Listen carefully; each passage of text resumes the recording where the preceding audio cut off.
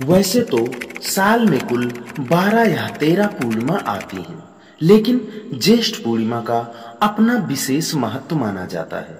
धार्मिक मान्यताओं के अनुसार जो भक्त इस दिन गंगा नदी में स्नान कर दान पुण्य के कार्य करता है, उसकी समस्त मनोकामनाएं पूर्ण हो जाती हैं।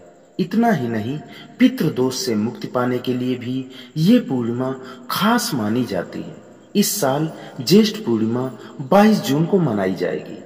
आइए सुनते हैं ज्येष्ठ पूर्णिमा की व्रत कथा। आपसे निवेदन है, कृपया कथा पूरी सुनें। चैनल को भी सब्सक्राइब करें, वीडियो को भी लाइक करें, कमेंट में जय श्री कृष्ण जरूर लिखें। ज्येष्ठ पूर्णिमा की कथा के अनुसार प्राचीन काल में राजा अश्वपति के घर कई सालों बाद एक पुत्री ने जन्म लिया, जिसका नाम सावित्री रखा गया। जब सावित्री बड़ी हो गई तो उनके पिता यानी राजा अश्वपति ने उनके लिए वर ढूंढना शुरू कर दिया, लेकिन उन्हें अपनी बेटी के योग्य वर समझ नहीं आया।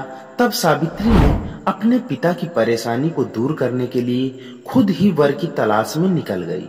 फिर एक दिन उनकी नजर सत्यवान पर पड़ी और उन्होंने सत्यवान को मन ही मन अपना वर चुन लिया। जब ये बात नारद जी को पता चली तो उन्होंने सावित्री को बताया कि सत्यवान की आयु काफी कम है, इसलिए उन्हें कोई दूसरा वर ढूंढ लेना चाहिए। लेकिन सावित्री ने किसी की नहीं सुनी और उन्होंने सत्यवान से ही शादी कर ली। अब दोनों साथ में खुशी खुशी रहने लगे। जब सत्यवान की मृत्यु का समय नजदीक आया तो उनके सिर में अचानक से बहुत तेज दर्द होने लगा। तब सावित्री अपने पति के सिर को अपनी गोद में रखकर सहलाने लगी। कुछ देर बाद यमराज वहां आए और सत्यवान की आत्मा को लेकर जाने लगे, लेकिन सावित्री भी उनके पीछे पीछे चलने लगी।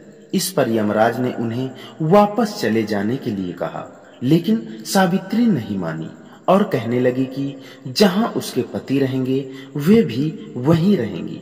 सावित्री के पतिव्रता धर्म को देखकर यमराज प्रसन्न हुए और सावित्री से 3 वरदान मांगने के लिए कहा। तब सावित्री ने यमराज से पहले वरदान में अपने सास ससुर की आंखों की रोशनी मांगी, दूसरे वरदान में ससुर का खोया हुआ राजपाट मांगा और तीसरे वरदान में पति सत्यवान के पुत्रों की मां बनने का सौभाग्य मांगा। तब यमराज ने उनकी ये तीनों इच्छाएं पूरी करने का वरदान दे दिया, लेकिन सत्यवान के बिना सावित्री का पुत्रवती होना असंभव था। ऐसे में यमराज को सत्यवान के प्राण वापस लौटाने पड़े। यमराज से वरदान प्राप्त करने के बाद सावित्री वापस उसी बरगद के पेड़ के पास चली गई, जहां उनके पति का मृत शरीर रखा था। वरदान के प्रभाव से सत्यवान जीवित हो गए। उनके सास ससुर की आंखों की रोशनी भी वापस आ गई और ससुर को खोया हुआ राजपाट भी मिल गया।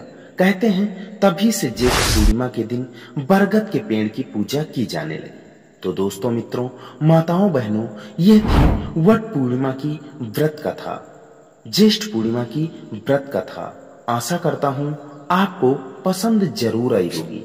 आपसे निवेदन है, कृपया चैनल को सब्सक्राइब जरूर करें, साथ ही वीडियो को लाइक करें, कमेंट में जरूर बताएं आपको कथा कैसी लगी।